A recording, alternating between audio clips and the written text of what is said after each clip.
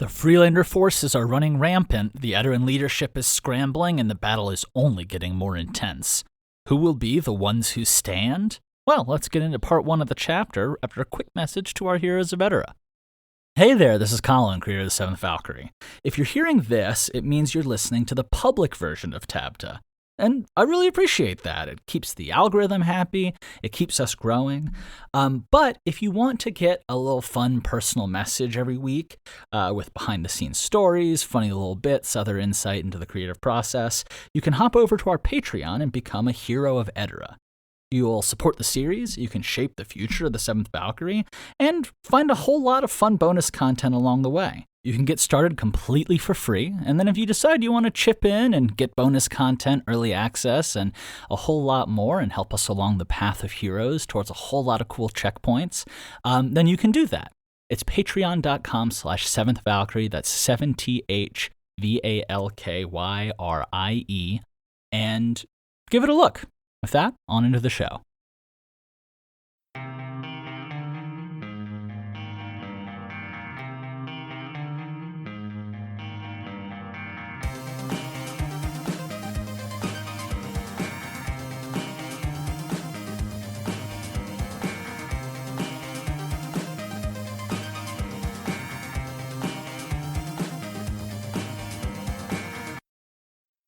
Hey everyone, and welcome to TABTA, the adventure behind the adventure for the 7th Valkyrie, where we watch one series go from total obscurity to maybe 7 seasons in a movie, or maybe we just find the power of friendship along the way. I'm your host, Colin Sharp, creator and current voice of the 7th Valkyrie, and this week we're talking about The Ones Who Stand Part 1.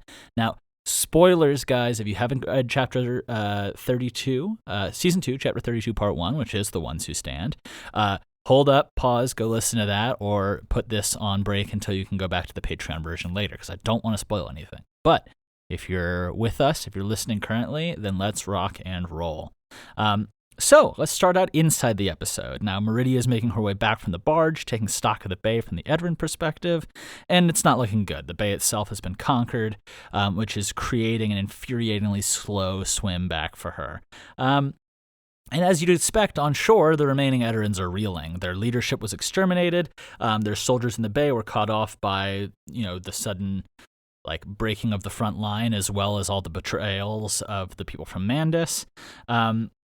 And while we do learn about the kind of next man up mentality of how Edara arrives and evolves and keeps the system forming and functioning, even as people fall, which happens in battle. Even as we kind of learn about that, they're struggling, and Meridia makes an epic entrance and helps them out, and they're still struggling. She's pushing it back, and they're holding the line, but the Freelanders are bringing in new people, and despite kind of their portrayal up to this point from the Edaran side as battle-mad savages, the Freelanders do have self-preservation instincts, so they start to get behind, and all of a sudden Meridia's struggling, but just as their defense turns from being strained to being a little bit desperate, we hear that big boom of the iron bow and a new arrival. And that leaves us with a lot to consider as we approach the next part of this chapter. Who is this? Do we know? Is there another person? I think I know who it might be, but could it be? Is it? Who knows? But for now, we'll hold that point and we'll get outside the episode. And I think in a previous TABTA I talked about battle strategy and how I like to convey it. And actually one thing I typically tend to draw back on is my lifelong sports fandom. That doesn't make me unique at all, especially in the world today. I mean, everyone loves sports, but I do think the way that I got into understanding sports really shaped this for me, because I started out reading the sports page as a kid. I was looking at box scores and top people from the league, and reading lots of books on sports and tons of long-form analysis. Back in the 90s and early 2000s, that was the most rigorous way you could analyze the game, and it wasn't necessarily that I wanted to be more knowledgeable than others. I was just a bookish little soccer player and Saints fan, and that was how I followed sports. But when you really speak to people who really know the games, and you consume the really in-depth analysis of how these complex systems work, and with a little bit of rigor that takes some time and effort and research to create, it gives you a lot more nuanced understanding of how the dynamics work between people, how synergies between players and styles and positions and coaches create this sort of infinite optimization equation. And, for me, that was the way I preferred to engage with sports as opposed to kind of the modern Stephen A. Smith, Pat McAfee, Barstool Sports, ESPN kind of fratty, talking heads, banter analysis, which that really, I have a whole sidebar about how I think that as we don't even talk about sports because of Sports City fan, it's just this like excessive search for schadenfreude of making other teams feel bad and desperately trying to hate on your own players before someone else can. Anyway, but bringing this all the way back to 7th Valkyrie, I'd like to write about the battle as if I were sort of a knowledgeable sports writer, blending the analytics and the game knowledge with a little bit of like a splash of poetry and some interesting, and you look out across the battle. You have your superstar players. You have BC, you have Krona, you have Roni the Sandglass Blade, you have somewhere, presumably, a false wolf, you have Meridia, and you have your superstar players, but like, for example, in sports, even Michael Jordan couldn't just jump from the three-point line over everyone's head.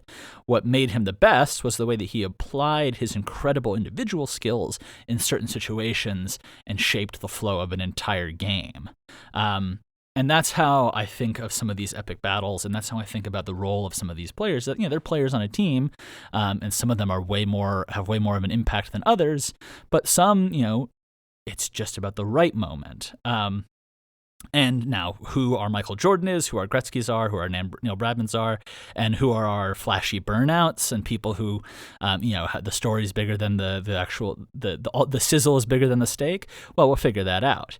And speaking of someone who is certainly regarded as possibly the greatest of all time, the False Wolf has arrived at the end of this chapter, and this Friday we just might get to see him in action. But to see that, you'll have to listen to The Ones Who Stand Part 2, which will come out on Friday. In the meantime, guys, sending you lots of love. Take care, and much love. Cheers. See you soon.